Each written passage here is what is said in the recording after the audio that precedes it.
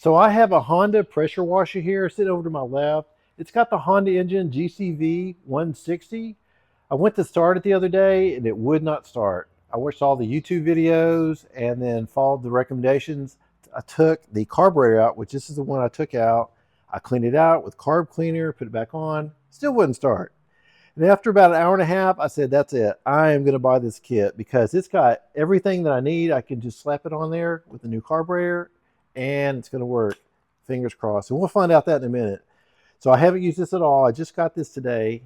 I just wanted to show you what it does come with. So this is the carburetor that, this one right here is the replacement. This is the one that came on here. You can see here, Zach model here.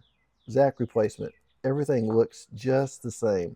Of course, mine has a manual choke, and this has one also, so everything should work out just fine. We've got, it does come with a couple of gaskets here. We've got a spark plug, which I love because I need one anyway. Air filter, fuel tube, fuel valve, and a fuel filter.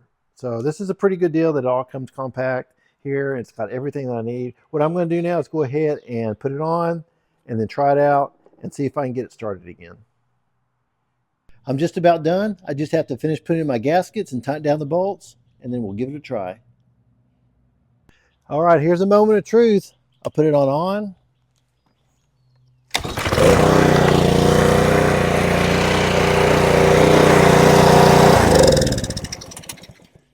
That is awesome. I have spent too much time on this. I just replaced the carburetor. This is my old one.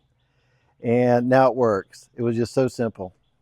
I definitely recommend the kit. It comes with everything that I need, and it got my pressure washer started without any problem whatsoever.